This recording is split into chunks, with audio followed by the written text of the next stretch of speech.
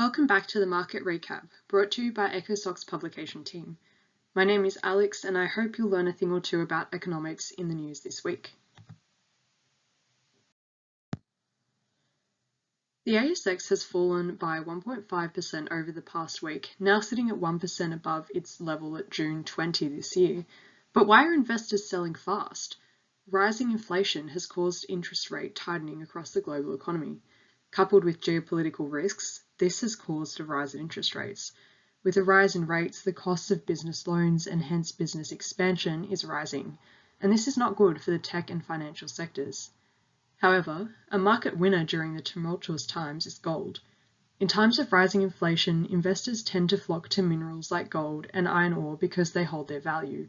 True to the theory, iron ore futures for delivery this October have risen 1.2% in Singapore, and gold has rebounded from its lowest level in more than 2 years. The Aussie dollar has dropped amidst a flurry of exchanges for the safe haven US greenback. Increased demand for US dollars pushes the US currency upward. Additionally, the rising interest rate differential between Australia and the US puts the dollar on a weak path. The outlook for the dollar has worsened thanks to fears of a global recession, with economies raising interest rates around the world. The dollar has fallen over 3 US cents this month, to the weakest level this week in more than 2 years. In fact, economists predict that the Aussie dollar could drop to a low of 66 US cents by Christmas, which is well below predictions made in January this year. The story of the week is obviously the data breach that saw Optus lose data for up to 9.8 million customers. There are two key repercussions here.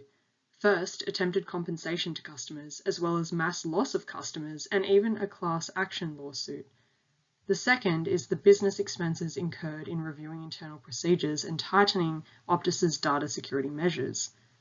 The Optus data breach has prompted companies to review their own data privacy policies. Slater & Gordon and Maurice Blackburn are currently contemplating a class action lawsuit against Optus, which is bound to incite commentary surrounding the outdatedness of Australia's privacy laws. The obstacle for the class action is likely placing a value on the stolen data. While it's difficult to compare precedents on this topic, the data hack of Sony in the US in 2015 resulted in a court order from the firm to pay a total of $8 million to various customers. Optus is considering granting customers who lost their passport and driver's license data a 1-year subscription to a credit monitoring service. With all of this in mind, experts anticipate it could take a year to rebuild trust with the brand. In a bid to stabilise the UK economy, Threadneedle Street will buy government bonds to lower interest rates and boost inflation in a recessing economy. When a central bank intervenes in the overnight money market, buying bonds shifts the money supply to the right as seen in the graph, and adds to the number of purchasers. An increase in the number of buyers pushes up the value. A higher value signals to buyers that the bonds are less risky to purchase, which hence lowers the interest rate, again as seen in the graph. But what was the cause of the intervention? The central bank was concerned that panic in global financial markets was increasing interest rates and the UK's cost of borrowing at an alarming rate. It hopes that the announcement of its plan to buy bonds will calm the economy and bring stability to debt markets, which will consequently stabilise the value of the pound.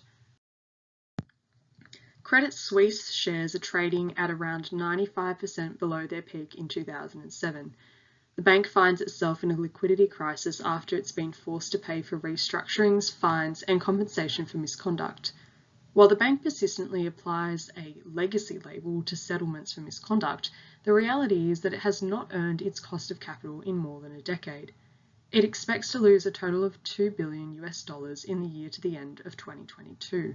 The reduced share price and increasing debt makes the bank an unfavourable investment partner and the trading counterparty.